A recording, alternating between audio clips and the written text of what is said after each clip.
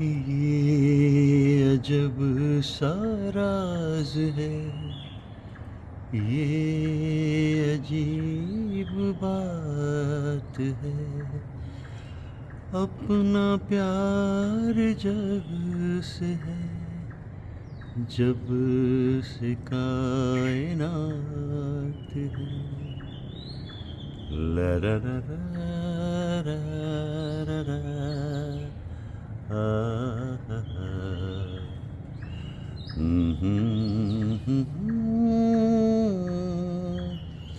ला ला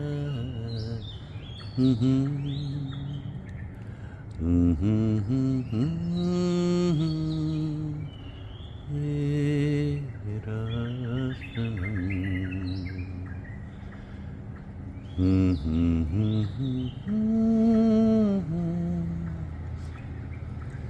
और क्या नशा है, हम और तुम और ये समा, क्या नशा नशा सा है। बोलिए न बोलिए, सब सुना सुना सा है। हम और तुम और ये समा।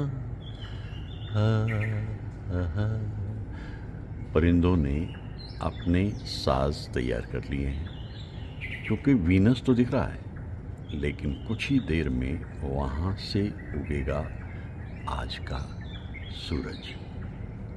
रफ़ी साहब की ज़िंदगी भी क्या ज़िंदगी थी। हर तरफ जहाँ से वो गुज़रते थे सुख की बारिश कर देते थे। लोग प्रसन्न हो जाते थे, मुस्कुराते हुए रफ़ी साहब को देखकर खिलखिला उठते थे लोग भी। अब ये परिंदे देखिए ज़रा, इनकी आवाज़ सुनिए। बस तैयार है एक और शहर उगने के लिए। गाइए गाइए, खूब जम के गाइए भाई। इन आवाज़ों में ही तो ज़िंदगी का रस है।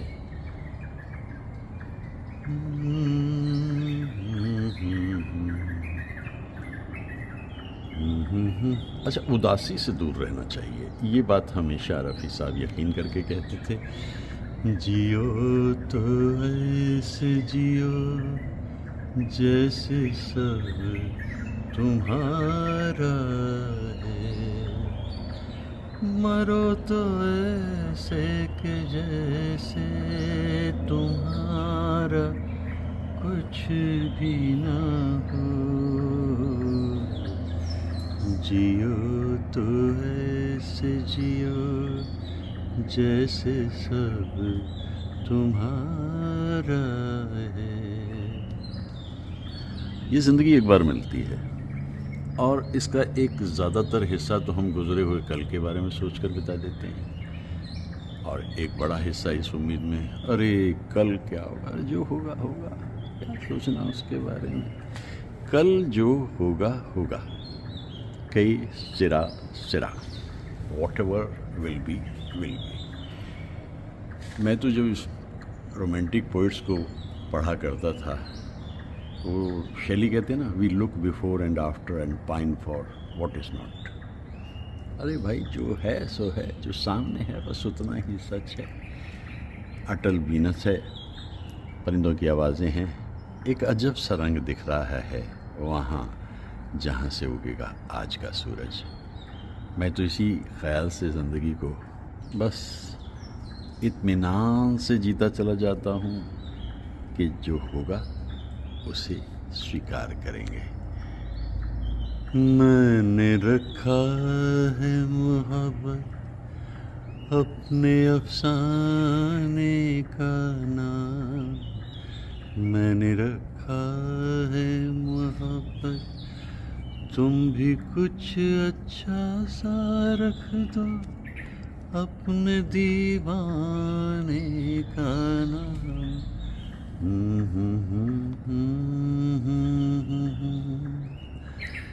मतलब ये ज़रूरी नहीं था कि गाने शंकर जयकिशन के हों। उषा खन्ना भी जब उनके लिए धुनें बनाती थीं तो वो धुनें इतनी ही मधुर बनाती थीं, क्योंकि रफ़ी साहब उसमें जो एक एडिशनल टच जोड़ देते थे, बस समथिंग एडिशनल जो वो कर देते थे, वो तो अद्भुत ही होता था। इसीलिए तो रफ़ी साहब हैं। कोई गायक वहाँ तक पहुँचा नहीं, क्योंकि सब गायकों का अपना गाने का अंदाज़ अलग और बेहतरीन थे सभी हमारे गायक। लेकिन सब ये मानते थे, देखो भाई कुछ भी कह लो, रफ़ी साहब से ऊपर। यहाँ तक कि मन्ना दा कहते थे, मन्ना कहते थे कि दुनिया मेरे गाने सुनती है, मैं रफ़ी के गाने सुनता हूँ। कुछ तो था ना उस आवाज़ में। तो इस तरह के गीतों को जब हम याद करते हैं, मन जाग दिले दीवाना रुत जागी वसल यार की, बसी हुई जुल्फ़ों में आई है सबा प्यार की। अब तू ऐसा कर भाई, जाग ले, बहुत सो लिया, क्योंकि वो उग रही है आज की सहर। और तुझे इस बात की खुशी रहेगी कि हल्के हल्के बादलों के बीच खूबसूरत रंगों को लिए हुए ज़िंदगी सुबह सुबह रंगीन हो गई है। और वीनस तो वहाँ से तक रहा है कि देखो कोई मुझे देख कर के गीत गा रहा है। भैया अब गीत ना गाएं तो हम करें क्या। और परिंदों की आवाज़ें, बेहतरीन एक खूबसूरत अंदाज सुबह शुरू करने का।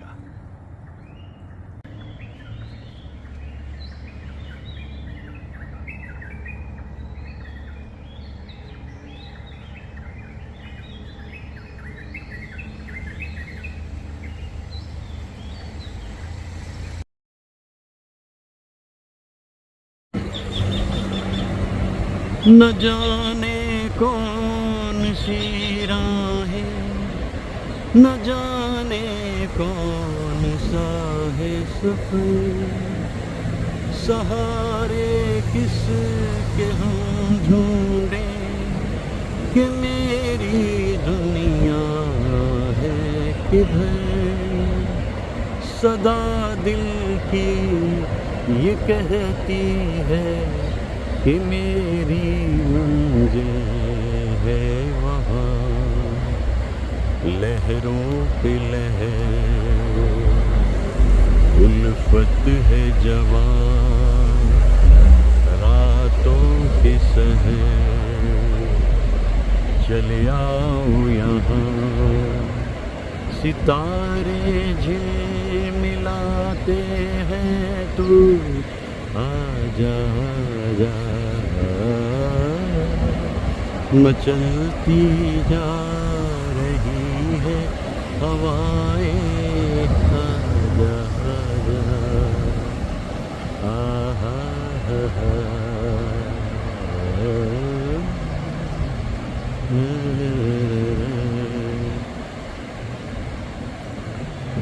लोनावला में कई बरस पहले अदाकारा तनुजा से मुलाकात हो गई, बड़ी शौक चंचल तनुजा। तो उन्होंने बातचीत चल रही थी, तो वो बड़ा इज्जत सम्मान अपनी बहन नूतन के बारे में कह रही थी कि भाई वो तो बड़ी अच्छी पोइट्री भी लिखती है और बहुत अच्छी इंग्लिश और हिंदी दोनों में। तो वहीं बातचीत चली, कहती उन्होंने याद है आपको गाया भी था फिल्म में। तो कौन सा गाना गाया था? हम तो कई लोग बैठे हुए थे वहाँ पे, कमलजीत सिंह का मेहरबानी है भाई, कई ऐसे ऐसे कलाकारों से उन्होंने मिलवा दिया हमें। तो उन्होंने, किसी को तो मालूम होने का सवाल नहीं था, तो मैंने उन्हें यही गीत बताया, लहरों पे लहर। बड़ी प्रसन्न हुई वो, कहने लगी अरे वाह आपको तो बहुत कुछ मालूम है। मैंने कहा इसमें जो आलाप है ना उनका,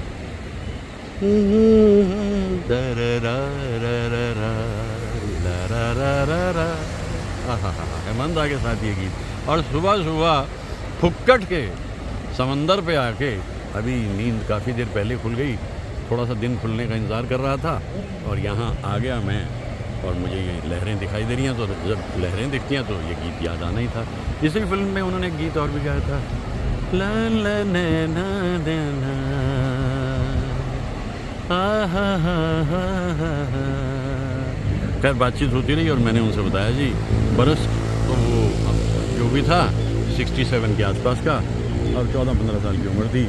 आपने तो जी नींद उड़ा दी। मैंने कहा ना तनुजा से। उन्होंने कहा अरे मैंने क्या नींद उड़ा दी, मैंने ज्वेल थी फिल्म हमने देखी थी, और रात अकेली है, कितने सेंसुअस अंदाज में आपने इस पर अदाकारी की थी, सो एस्थेटिकली एंड आर्टिस्टिकली सभी लोग मुस्कुराने लगे।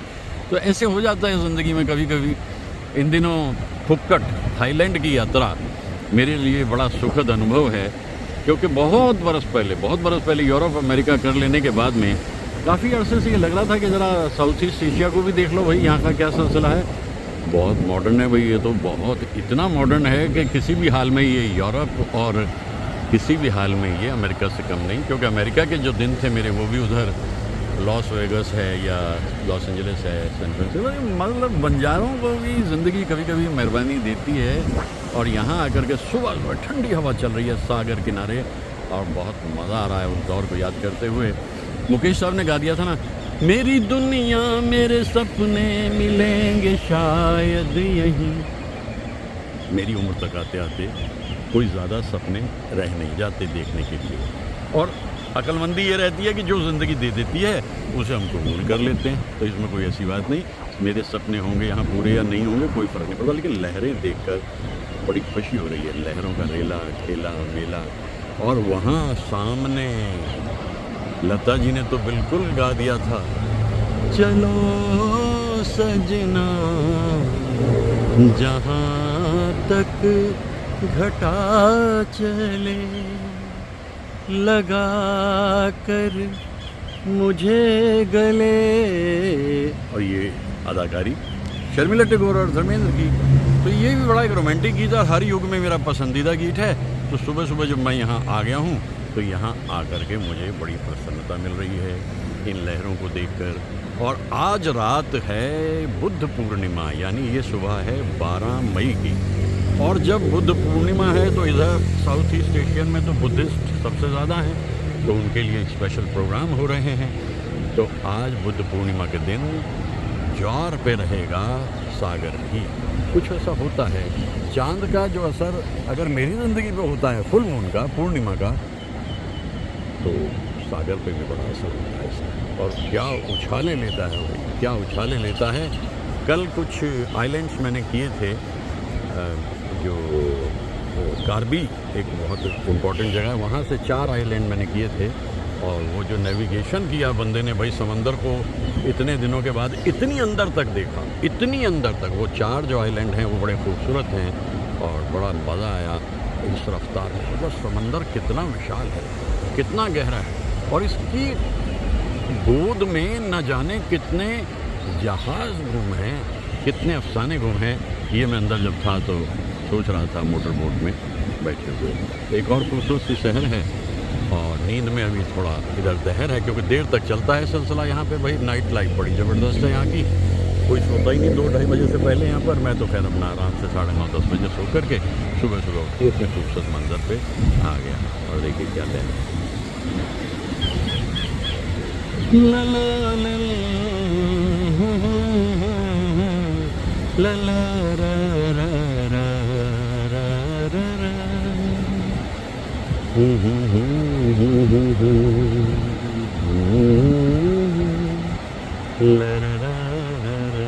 फुक्कट बड़ा इम्पोर्टेंट जगह है थाईलैंड की, और टूरिज़्म का तो जान है ये। मैंने कल के अपने वीडियो में कहा था लॉकेट ऑफ थाईलैंड। तो फुक्कट एक लॉकेट है, टूरिस्टिक लॉकेट है थाईलैंड के लिए, और यहाँ की इकॉनमी बेस्ड ही टूरिज़्म के ऊपर है। ये एक खूबसूरत शहर है, परिंदे की आवाज़ चलती है जहाँ भी जाता हूँ साथ साथ।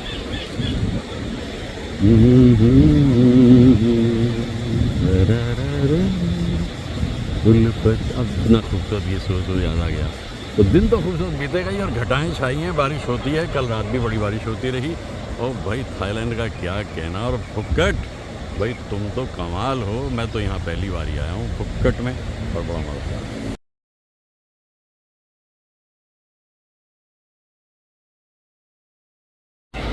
ये सीगल है, सीगल। और भाई जब जवानी पे कदम रखा और कॉलेज में पढ़ना शुरू किया, इत्तफाकन रिचर्ड बाख की बुक जो है वो मेरे हवाले हो गई, जिसका नाम था जोनाथन लिविंगस्टन सीगल। क्या कहने, बस वो जो उड़ान सीगल ने ली, उसके बाद फिर मैं भी उड़ान लेता चला गया। ये एक एलिगरी है, और इसमें एक परिंदे के ज़रिए बाख ने ये बताया है, रिचर्ड बाख ने, कि भाई ये बंदा टिकता ही नहीं, ये सबसे अलग है। इसके साथी संगी मित्र वो कहते हैं यार तेरा दिमाग ख़राब हो गया, सारा दिन चलता फिरता रहता है, उड़ता रहता है, तेरे को चैन नहीं पड़ती क्या है। अब ये कहता है कि भाई मैं देखो तुम लोगों की जो ऑर्डिनरीनेस है ना, तुम लोगों की जो एक मीडियोक्रिटी है ना, मैं उसमें फिट नहीं बैठता। मुझे तो हर दिन एक नई उड़ान लेनी है, उड़ते जाना है, और जब ये उड़ान जब तक मेरी ज़िंदगी में रहेगी तभी तक मैं हूँ। भाई बड़ी कमाल की किताब, और रिचर्ड बाक ने इतना खूबसूरत अंदाज में बयान किया है कि ज़िंदगी चलते फिरते रहने का नाम है, और अगर पॉसिबल हो तो एक हल्की सी उड़ान भी ले लो। उड़ान में कहाँ थकान, लेकिन अब दिक्कत क्या है, आपने तो ले ली उड़ान और आपको मज़ा बड़ा आ रहा है, ज़िंदगी आपके साथ में मुस्कुरा रही है, गुनगुना रही है, लेकिन एक और भी हिस्सा है ज़िंदगी का। एक परिंदा अभी उड़ान में है, तीर कितने खिंचे कमान में है। आप समझे ना, या अगर आप इतने आज़ाद हो और आपकी फितरत जो है वो इतनी आज़ाद है, तो भाई एक बड़ा हिस्सा दुनिया का जो है बस वो इसे बर्दाश्त नहीं कर पाएगा। और कितना अच्छा शेर किसी ने कह दिया, एक परिंदा अभी उड़ान में है और तीर कितने खिंचे कमान में है।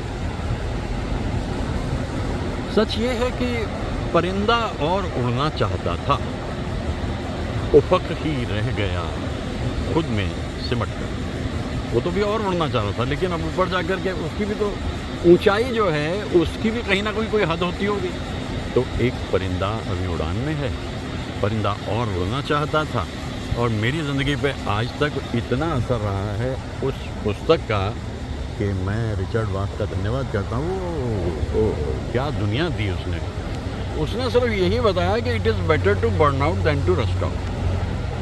धीरे धीरे रुके रुके ज़िंदगी जो है वो एक ऐसी कंफर्ट जोन में चली जाती है जहाँ से बाहर आना मुश्किल ही नहीं नामुमकिन हो जाता है। हर चीज़ ऐसा लगता है अरे ठीक है, सब कुछ तो मिल रहा है, इत्मीनान है, आराम है, लेकिन भाई वो कुछ लोगों के लिए है। असली मज़ा ज़िंदगी का इस उड़ान में।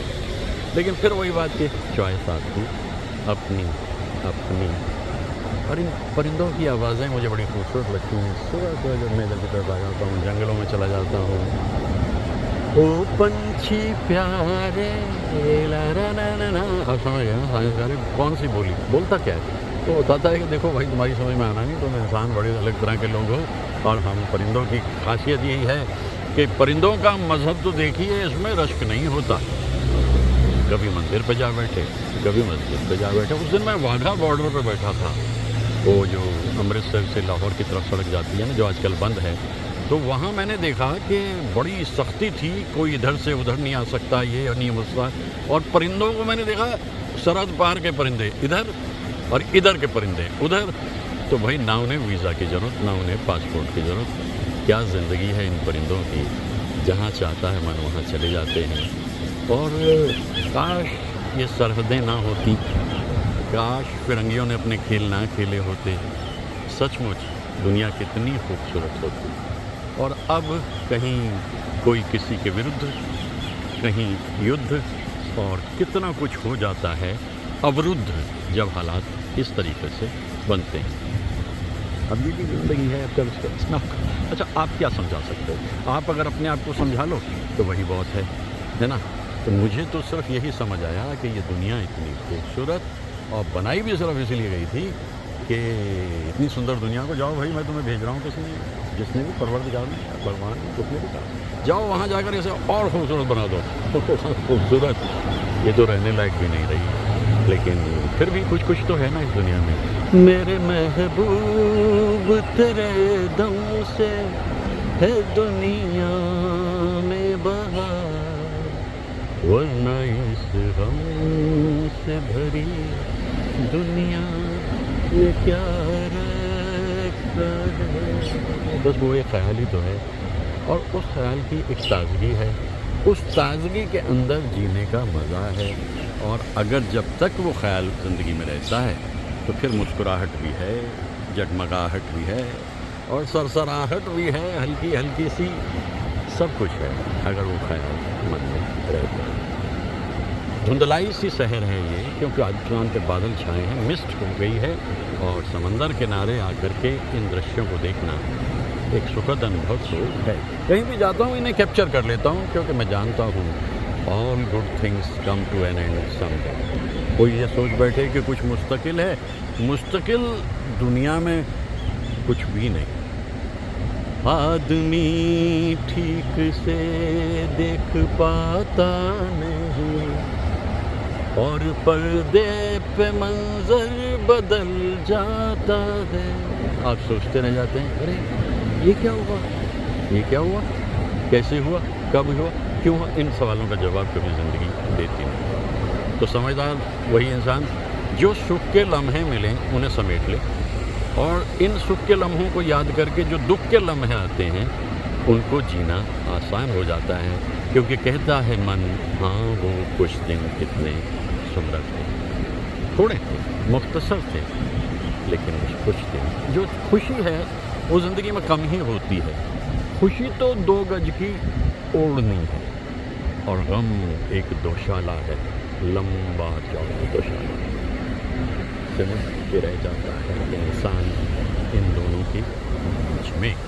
फिर एक सहल मुस्कुराती गुनगुनाती कहती कि भाई, इंसान सोचता है मैं इधर चलूं, किस्मत उसका कान पकड़ कर ले जाती है। और एक दिन मैंने पूछ लिया, बोला चाहती क्या है, तो उसने कहा तो चुपचाप जो कहती हूँ करता चल। वो दिन और आज का दिन बोला सुबह सुबह आ गए याद मेरे इष्ट देव। वो भी इसी तरह घूमते, वो भी एक जोनाथन ही थे, चलते फिरते रहते थे। 88 तक की ज़िंदगी की, मेरे तो अभी 88 पे पहुँचने में समय बहुत है। पता नहीं भाई ज़िंदगी कहाँ डोर खींचे, लेकिन मैं हर चीज़ के लिए तैयार रहता हूँ।